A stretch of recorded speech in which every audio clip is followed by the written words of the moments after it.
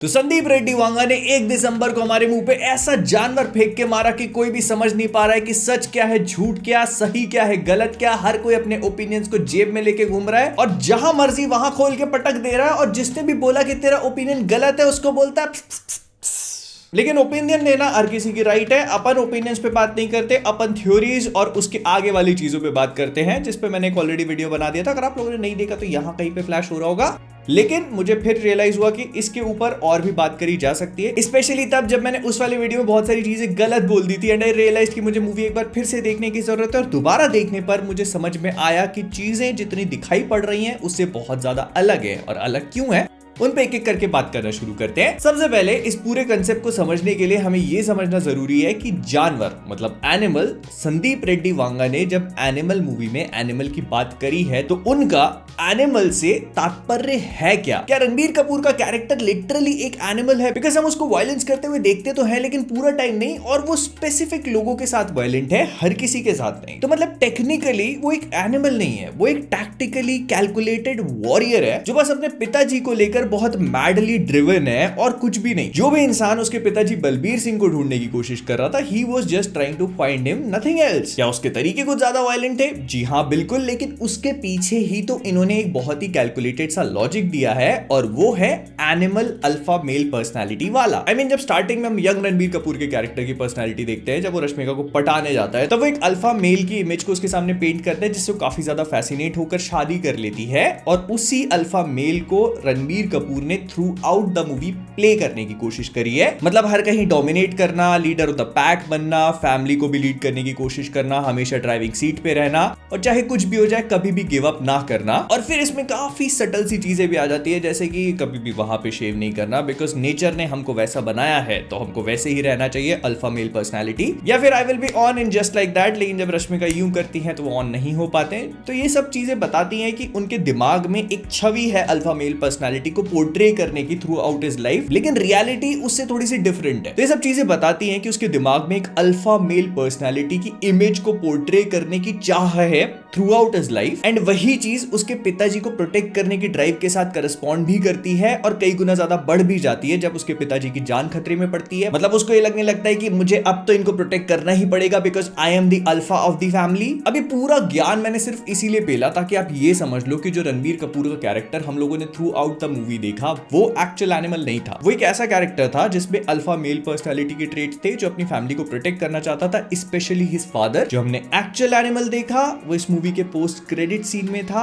अजीज नाम का, जो बस और बस वायलेंस करना जानता था, careless violence, no matter who comes in his way. वो बस उनको काटेगा, पीटेगा, मारेगा, and he does not care about the outcome, conclusion, anything. Aziz को ऑल्दो हम लोगों ने बहुत ज्यादा देर के लिए स्क्रीन पे तो नहीं देखा, लेकिन इसको देख के 2-4 चीजें ही हैं जो दिमाग में आती है: वायलेंस, ब्रूटैलिटी, खून खराबा, बदला भाव, और अपनी चाह दूसरों के ऊपर थोप देना, और कुछ भी नहीं। और हाँ, दिमाग से काफी ज्यादा चालाक येट अनप्रेडिक्टेबल, बिकॉज जब जोया वॉमिटिंग करती है तो वो एक बार में इस चीज को गेस कर लेता है कि जो वॉमिटिंग है ये खून खराबे को देख के नहीं हुई है, ये अलग वाली वॉमिटिंग है। ऐसा प्रेगनेंसी डिटेक्टर किट हमको भी चाहिए भाई। तो इन दोनों कैरेक्टर्स में काफी क्लियर कट डिमार्केशन ऑलरेडी हो चुका है, जो इन दोनों को सीक्वल एनिमल पार्क में एक दूसरे से काफी अलग बना देगा ऑलरेडी। एंड आई नो कि एनिमल मूवी देख के लग रहा होगा कि रियल लाइफ के अल्फा मेल भी ऐसे ही होते हैं, लेकिन ऐसा नहीं है। तो फिर कैसा है? देश और लोगों के लिए अपनी खुद की जान समर्पित करने को तैयार हो जाए वो अल्फा मेल कहलाते हैं, जो है field marshal Sam Manekshaw. World war 2 में 9 गोलियां लगने से लेकर वो भारत के पहले फील्ड मार्शल कैसे बने, इस पूरी कहानी को आप सुन सकते हो सिर्फ कुकू एफएम पे। इसके टोटल 12 एपिसोड्स हैं, जिनको आप कभी भी कहीं पर भी आसानी से सुन सकते हो, फिर चाहे वो बेड पे शांति से लेट कर हो या ऑफिस से आने के बाद आराम से सोफे पर बैठकर। कुकू एफएम एक गजब का ऑडियो लर्निंग प्लेटफॉर्म है, जहां पर आपको एंटरटेनमेंट, फिटनेस, मोटिवेशन और माइथोलॉजी जैसे कई सारे अलग अलग टॉपिक्स पे बहुत सारी ऑडियो बुक्स मिल जाएंगी। यहाँ पर 10,000 से ज्यादा ऑडियो बुक्स अलग अलग लैंग्वेजेस में अवेलेबल है। तो लिंक डिस्क्रिप्शन में है, जाके डाउनलोड करिए, और मेरा कोड यूज करने पे आपको मिलेगा 50% ऑफ, मतलब पूरे 1 महीने का सब्सक्रिप्शन और भी कम में। तो पूरा महीना एंजॉय करिए। लेकिन उससे भी ज्यादा अगर आप नोटिस करोगे तो एनिमल पार्क ऑलरेडी एक बहुत ही अलग ट्रैजेक्टरी को फॉलो कर चुकी है इस पोस्ट क्रेडिट सीन के थ्रू, और मूवी का जो बॉडी डबल वाला सिनेरियो था उसके थ्रू भी, बिकॉज ये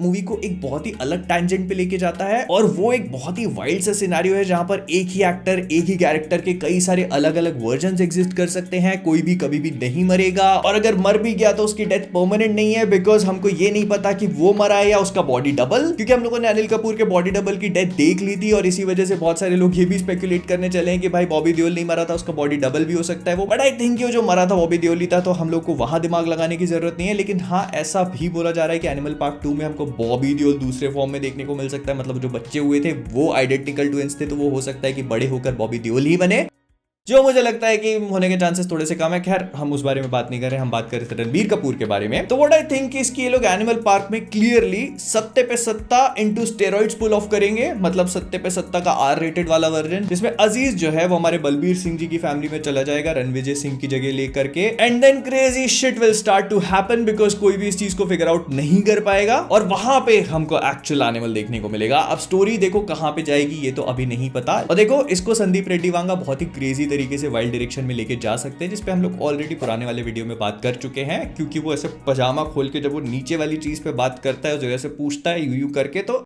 it definitely carried some meaning and I already feel bad for Rashmika's character in the next movie, क्योंकि अगर ये जानवर उसके सामने जाता, I don't want that to happen. Please रवांगा जी, थोड़ा सोच समझ के करिएगा जो भी करना चाह रहे हैं आप। लेकिन फिर हम मूवी की स्टार्टिंग वाले सीन की बात भी कर लेते हैं, जिसमें हम लोग एक बूढ़े रणबीर कपूर को देखते हैं और वो बंदर वाली पूरी कहानी जो सुनाता है। तो मैंने अपने पुराने वीडियो में जो कहानी का तात्पर्य बताया था वो I think was completely wrong, और फिर मेरे को लोगों ने कमेंट्स में सही किया था, तो मैं उसका सही तात्पर्य भी आपको बता देता हूं। तो रणबीर कपूर जो बंदर वाली कहानी सुनाते हैं, उसका सही तात्पर्य ये हो सकता है कि जिस राजकुमारी को बंदर ने छेड़ा वो हो गई स्वास्तिक स्टील, बंदर हो गए हमारे बॉबी देओल। तो मंत्री जी मतलब बॉबी देओल जो थे, उन्होंने बंदर का काटने के लिए तलवार यूं घुमाई और यहां घुसा ली, और उन्होंने सोचा कि बंदर जी जो है वो भी ऐसा ही करके अपने आप में मार लेंगे। लेकिन बंदर ने यूं किया और यूं कर लिया, जो कि एक्चुअली में बॉबी देओल आखिर में इशारा भी करते हैं पैंट की जिप खोल के। तो यही कहानी जब रणबीर कपूर का कैरेक्टर स्टार्टिंग में सुनाता है, इस इशारे को देखकर बहुत सारे लोगों ने ये स्पेकुलेट कर लिया कि ये वाला कैरेक्टर ये इशारा कर रहा है, इसका मतलब ये है कि ये तो उसी का भाई हो गया। मतलब Aziz has already replaced Ranbir Kapoor, और ये हमारा एक्चुअल वाला रणबीर कपूर नहीं है जिसको हमने मूवी की स्टार्टिंग में देखा था। ये उसका भाई अजीज है जो इतने सालों से स्वास्तिक स्टील की 100th एनिवर्सरी पे वहां बैठा हुआ है। बिकॉज ये वाला इशारा तो वही कर सकता है ना, उसका भाई रणविजय सिंह तो कर ही नहीं सकता। तो I completely agree with you, Ranvijay Singh नहीं कर सकता, उसका भाई ही कर सकता है, क्योंकि करके ये तो ट्रेडमार्क है, अबरार फैमिली में रन कर रहा होगा। लेकिन मैं आपको याद दिला देता हूं कि जब एयरपोर्ट पे वो यूं करता है तो उसके सामने रणविजय सिंह भी खड़ा होता है ये इशारा देखने के लिए। और वो जो बंदर वाली कहानी है, it has been running in the Balbir Singh family, because Vijay एक सीन में क्लियरली अपनी बहन को बोलता है कि इसको बंदर वाली कहानी नहीं पता क्या, जिसका मतलब ये है कि उनकी फैमिली में वो बंदर वाली कहानी सबको मालूम। और अगर उसने ये इशारा किया, इसका मतलब ये नहीं है कि वो अजीज हो गया। बॉबी देओल ने ये इशारा उसके सामने एयरपोर्ट पे किया था, तो वो सिर्फ बॉबी देओल को मॉक करने के लिए ये इशारा कर सकता है, क्योंकि कहानी के कॉन्टेक्स्ट में वो बॉबी देओल के पर्सपेक्टिव से ये कहानी सुना रहा था। फिर भी आप उसको 2011 के वर्ल्ड कप का फाइनल एनिमेट होके समझा रहे हो, और उसको वो फाइनल मोमेंट जहां पर धोनी जी ने छक्का मार के हमें वर्ल्ड कप जिताया था वो बताने की कोशिश कर रहे हो। और वो एग्जैक्ट मोमेंट जब धोनी ने छक्का मारा था, आप भी बिल्कुल वैसे ही शॉट लगा के दिखाते हो और बैट उठा के खड़े हो जाते हो, जंप करते हो। तो क्या इसका मतलब ये है कि आप धोनी बन गए?